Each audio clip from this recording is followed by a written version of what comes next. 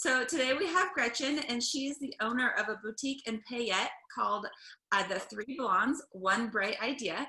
She specializes in custom painting, furniture, and her shop has home decor, furniture, and gifts. So tell us a little bit more about it, Gretchen. So Three Blondes, One Bright Idea started back in 2014 when two friends of mine and myself decided to go to the little shabby chic sales, I guess, for lack of a better term. And these are sales that were held in people's homes and just various places throughout the Treasure Valley. We had a really great time, but one thing that we noticed that was very consistent was that things were priced so astronomically.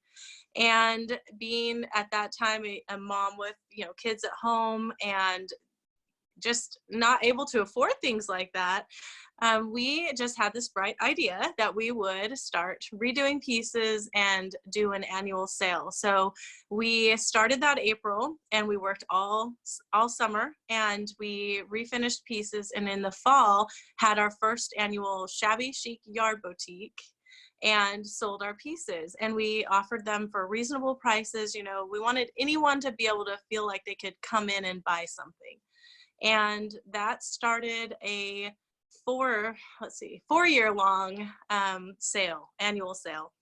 And then this last fall, I decided to branch out and do a boutique because the other two had, life had taken them different places. And I was still doing custom furniture painting, but I just wanted to open up a space where people could come and enjoy things and enjoy a different avenue. Awesome. Awesome. So you do have a retail brick and mortar store that people can go to? Not right now, obviously, but yeah. I do. Awesome. Awesome. So what's your favorite piece? Like, do you like dressers? What do you like to refurnish? I think dressers are fun because now you can make them into entertainment centers. A lot of times you can just completely change the look of the dresser. So these 1980s oak dressers are now these amazing pieces with beautiful details. So dressers are a good one. Nightstands are really popular. China hutches. So those are a big one. You can really change the look of a China hutch right now. So it just makes it a lot of fun. That's awesome. That's awesome. So do you see just a lot of moms who come out to your boutique? Like, who's your biggest customer?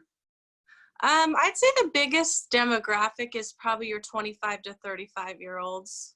Yeah, they're big into decorating their homes. When I was 25, I had just had my second daughter. I didn't have even the money to decorate my home, let alone the, wherewithal to figure it all out. But it just seems like this younger generation is much more savvy in the decor department. Yeah, I'm with you. Like at 25, I had 3 kids, and we were lucky to have like family pictures in like the Walmart wooden frames up on the wall. They were probably crooked because they were hung with wire. Yep. Wire? Mine were just hung on a nail. Yeah. See, yeah, nope, I didn't do that. And now I look at all these, like these people who have gone to Pinterest, and like, I'm sure I'm imagining your boutique in my head, and it's gorgeous. And, to imagine that in my house, I'm like, I want that. Now it's like, oh, all my kids are growing up and they're not going to ruin all my stuff. Yeah, exactly. Awesome. So what do you think your unique skills that you've brought to the business have helped make you successful with it? I think mostly just being real. I'm just very open and honest, and I just try to be the truest version of myself. With that, there's good and bad that come with that. I tend to point out all my flaws to people, like when they come to pick up furniture. I'm like, oh, and I'm not really sure about this or that, or, and I just point out things that maybe they would never know if I would just keep my mouth shut. But I think just I'm not doing this for the money. I'm doing it because it brings joy to me, and I want to bring joy to others. So, I'm just trying to make a difference, I guess, in some small way. No, I think it's a huge way because they walk into their home and they feel like, and it's your piece that might bring them joy, and so you've created the joy in their homes as well. So I think that's really cool. Yeah. Thank you. So what's your favorite memory with the business? I think I'd have to say my favorite memory is not recent, not opening, but I would say so. Our first 2 years of our Shabby Chic Yard boutique, we would do the sales early morning because we were trying to catch the people before they were going to work. So our third year, we decided we wanted to hold an evening sale. So we did like I can't remember now if it was a Wednesday night or a Thursday night sale, and then we were going to hold the sale again the next morning. And so by doing that, our husbands were involved and they had never been involved before. And so we had cones barricading off the driveway, and our husbands wore shirts that said Three Blondes Security. And I mean, it was just fun. We just had a lot of fun with it. I had a thing called a project pile, and I put my husband in charge of that because he loves to give things away and, you know, yard sale type things. So I said, here, you're in charge of the project pile, but we need you for packing and whatnot, right? So we opened the driveway at 5 o'clock. And at 5 o'clock, when literally hordes of people came into the driveway, and the look on my husband's face, and at the end of the night, how proud he was. Like, he'd never gotten to be a part of that. So it just, that's my favorite memory, is just seeing the awe on his face. Like, all of these women are coming here for all of it. Like, it just blew his mind. And then just how proud he was. That's awesome. He probably thought it was just a fun little hobby that his wife was Yeah. doing, and then he's like, oh my gosh, it's a real business. Yeah. We literally, I mean, the sides of my street, from blocks and blocks, all the way up and down both sides of our street were just completely filled with cars. So it was fun. That's really awesome. I love that. So what's a common myth about your industry? Do you have big ones? Um, you know, I've thought about this question a lot. I think there's two things. One, that it has to be expensive. It doesn't have to be expensive. You know, I try to buy pieces at a really reasonable cost. And I'm not doing that so that I can jack it up and make more money, but I just want to be able to then turn around and offer it at a fair price, and still make a little bit. I mean, I still do have to pay rent, you know, but at the end of the day, it's more about just bringing joy to somebody. So there's that. And then the other myth that I would say is that, I don't know how to word this right. I don't want to say that not everyone can do it, because I say it all the time. Anyone can do this, but just because anyone can do it doesn't mean anyone can do it right. And what I mean by that is, even though I am selling my pieces at reasonable prices, I am still taking all the steps. I am degreasing and sanding and primering and painting with an airless sprayer. And, you know, we poly coat. We're trying to do everything correctly. So we're not taking the cheap way out so we can sell a cheap product. Yeah, I've been involved in the handmade, you know, arena for over a decade. Well, my mom and my grandmother, they used to sew for J.C. Penney's. They would make the clothing for the mannequins, and then my mom would get the clothing. She'd take it home after. So, you know, I've grown up in that era of you make your own stuff. And so I can relate to that, you know, yeah, you try to buy the prices, you know, the pieces cheap, but then your heart and your soul and your time goes into it, you know, and it takes a lot of time. And that's what people, I don't think, that are involved in the back end of handcrafting understand, that, you know, if I knit a pair of socks, that pair of socks probably took me a good 10 hours at least to make, you know. And if I don't want to short myself that time and the hours that I took to make it, I don't want to, you know, $1 an hour. That's not fair to anybody. So yeah, it's definitely, I agree. There are a lot of myths that, you know, you can get handmade cheap. If you want quality handmade, then you're going to pay for it. And it is worth it. It definitely is worth it, for sure. Absolutely. So I have runs in your new piece, or, you know, some paint chipping or something like that. And you don't want that. No. No, for sure. So if you could step into my shoes and ask yourself anything that I didn't ask you, what would it be? So I think what I would ask is, I get this one. Everybody, I stump everybody with this one. I know. What would make driving to Payette worthwhile? That's a good one because you are. Okay, They think Middleton is far. You're even further than I am. right. Payette is, by Boise terms, completely out in the middle of nowhere.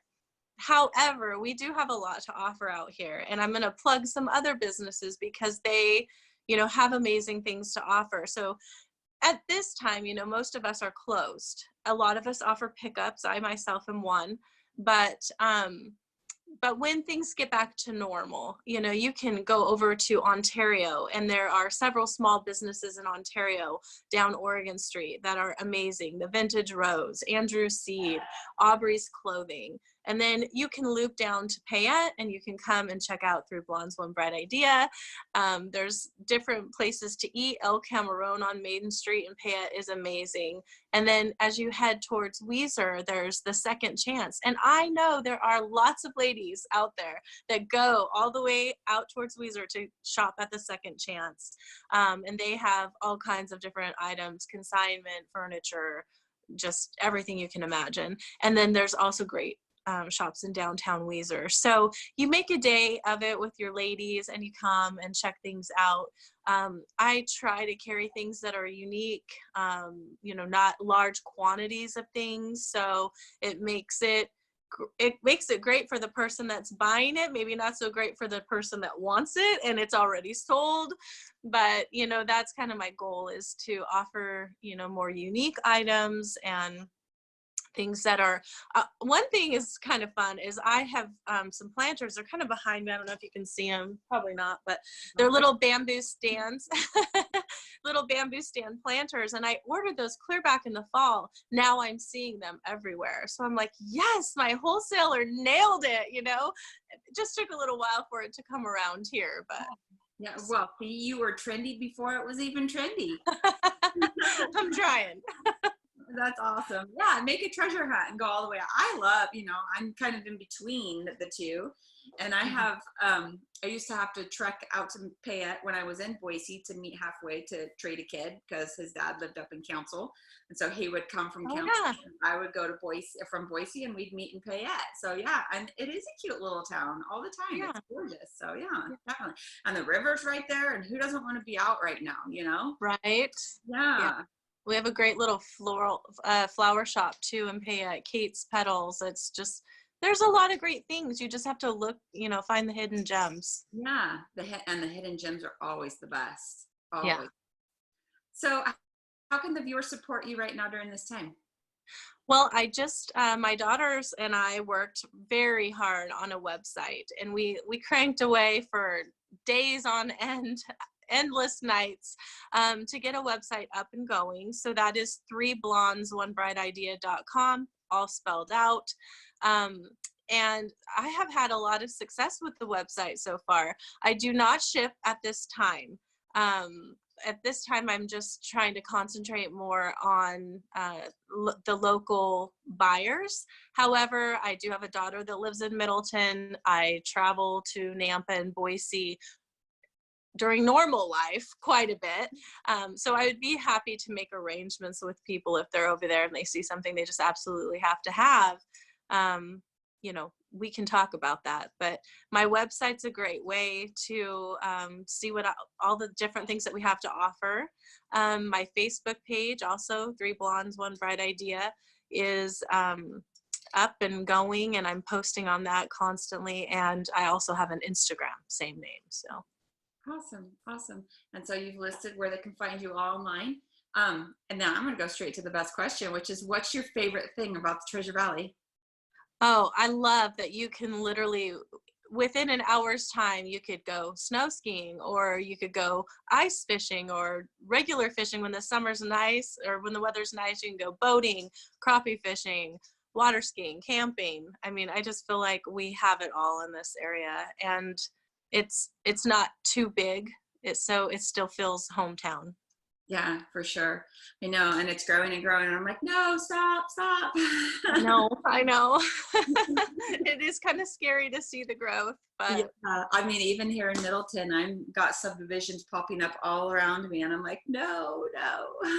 yeah, I Stop. know. Yeah, no, I love it. I love that we do have that access to all the different types of outdoor activities, or even if you're not, an outdoor person, you can just pop down to downtown Boise and Mhm. experience the urban, and Yes, it is. I I love do. it. I love the feel of downtown Boise. Yeah. Yeah, yeah. It feels like, just a little city inside of the country. Like, it's somebody who I was interviewing called it, we're on an island. And I think that was a perfect way to view it, because we are kind of separated from a lot of the big cities around us. And we have our own community within this little island, is what he called it. And I love that. I'm like, you know what? Okay. Yeah. Yeah, that's a good way to put it. Yeah, definitely. Well, I appreciate your time. Is there anything else that you want to add to the viewers that you think they need to know right now? Yes, so we are trying to be a part of the hashtag local movement that's going on right now. I'm just barely into phase 1, but I'm getting ready to post a candle that was made by a Waihi Candle Company in Homedale, Idaho. And it's called the Be a Light Project. And so at this time, we will be selling candles. And so when you buy the candle, that money goes into local businesses to buy gift cards. And then those gift cards are given to people who can use those in this, struggling economy right now.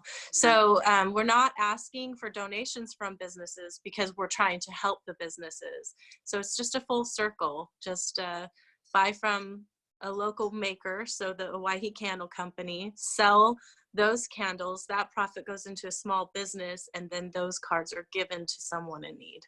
I love that. That's amazing, Oh. especially right now. And everybody's waiting for, these stimulus checks that we're told we're going to get. And I remember, in '08, we were told for months we were going to get one. And, Yeah. I can count on it. So, yeah, I love that you're being able to contribute to people who actually need it right now. And that's amazing. Thank you. Yeah. Thank you. Yeah. Well, it was great meeting with you.